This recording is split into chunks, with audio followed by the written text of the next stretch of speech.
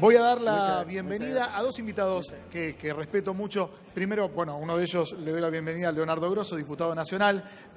Voy siguiendo las exposiciones que hace en la Cámara de Diputados y la coherencia, que parece ser una moneda de cambio que no tiene mucho valor, pero que yo la valoro especialmente.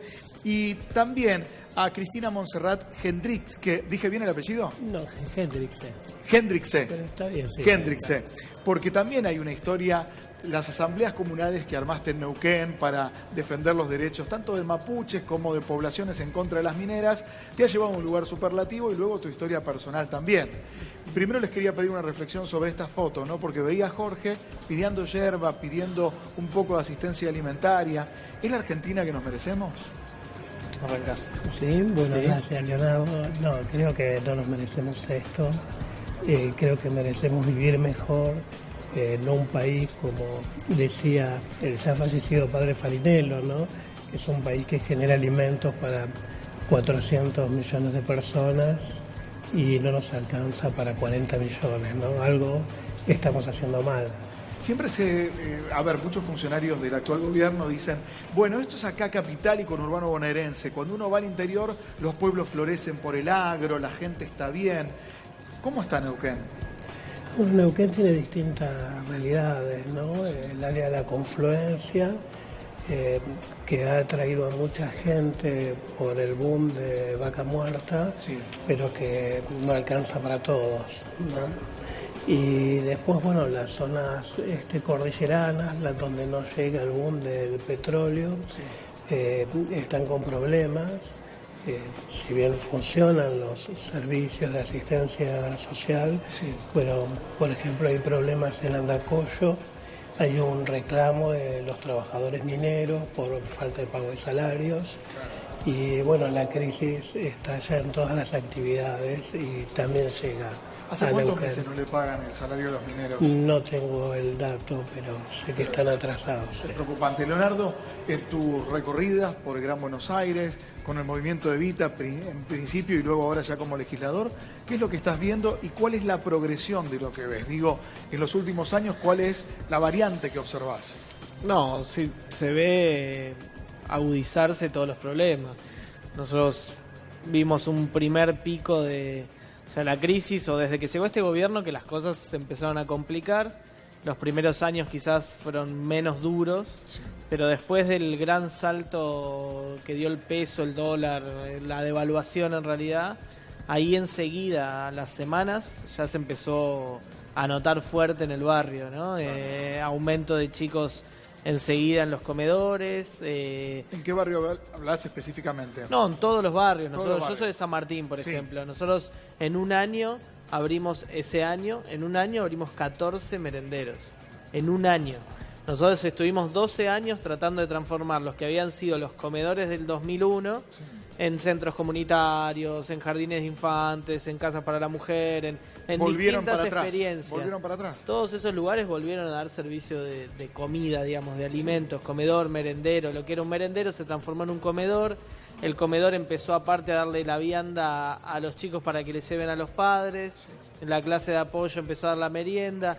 Y eso le pasó a todo el mundo, porque pasaba que iba cayendo la capacidad de compra de la gente, del poder adquisitivo, de los trabajadores, de los desocupados, de todo el mundo, y iba disparándose la inflación. Y eso en estos últimos meses volvió a ser virulento, digamos, ¿no? Muy, muy intenso.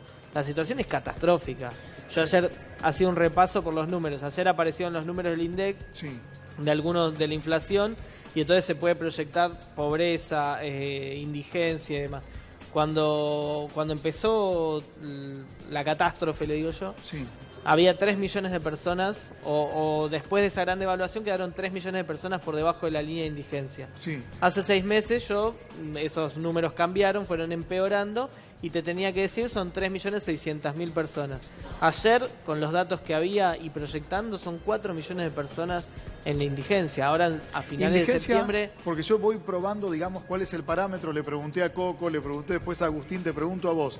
¿Qué es indigencia? ¿Es comer un plato de comida por día? Exacto. ¿Es no llegar ni a eso? Exacto, no, es comer un plato de comida por día, sí, es no cumplir la canasta básica alimentaria, es tener menos. hay de todos los niveles, digamos, ¿no? Sí. Y después la pobreza, 14 millones de personas en la pobreza, ahora se estima que van a llegar a 17, porque es el 38%.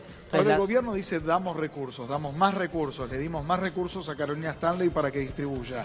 ¿Se distribuye mal?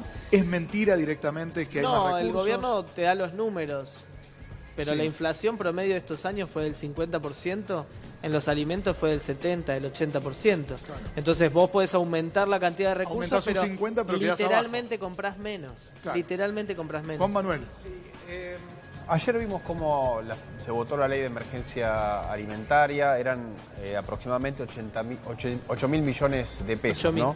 Y viendo el presupuesto del Congreso Nacional, tiene 23.700 millones de pesos. La sociedad también espera un gesto de los políticos, ¿no? Sí, pero digo, ¿querés discutir eso? Digo, yo que lo reasigne el Ejecutivo, no hay problema, digamos. Yo creo que el presupuesto anual de alimentos, si querés se puede comparar más fuerte, digamos. El presupuesto anual de alimentos votado por el Congreso el año pasado era 12.000 millones de pesos. Hubo reasignaciones, 4.000, después 2.000, llegó a 18.000 en una de las partidas que es alimentos, 2.000 se suman con el PAMI y el plan materno-infantil, son 20.000 en total. Si Claro. querés podés pensar que es el mismo presupuesto. Yo lo que creo es que la variable no es el Estado, esa es la política que propone el macrismo, que es el ajuste de los gastos, dicen, del Estado. La variable es no entregarle esa misma plata a los privados o a los que tienen espalda. El viernes pasado, el presidente Macri, que decía que no era necesario firmar un decreto por la emergencia alimentaria y que después mandó a sus diputados a decir que nos fijemos cuál era el costo fiscal de una medida como esa, firmó un decreto donde le dio en compensación a 5 empresas transportadoras de energía Sí. 120 millones de dólares. Nunca pierden igual. Que sería algo así como Transportadoras de energía. 7.000 millones de pesos. Deben tener buenos ¿Se amigos. entiende? Deben tener buenos amigos, Agustín. Sí, Leonardo, ¿por qué pensás que el macrismo bajó, se mostró dócil en sus bancas y que se votó la ley ayer, teniendo la chance, ¿no? El oficialismo de bloquearla porque necesitaba los 2/3 de la norma, digamos. Porque ayer hablaba con una persona, te pregunto esto puntualmente, porque ayer hablaba con una persona muy cercana a Marcos Peña y me decía, bueno, no hay problema que aprueben la ley. Nosotros no podemos, en lo que queda del año, ejecutar esos 8.000 millones de pesos. El problema será de Alberto Fernández.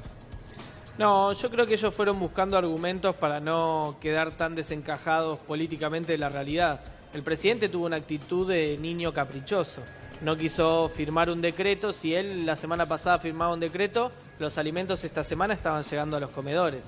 Y el hambre no puede esperar. Y cualquier política de Estado, sea del Ejecutivo, del Legislativo o inclusive una decisión del Poder Judicial, por definición, si es para atacar el hambre, llega tarde.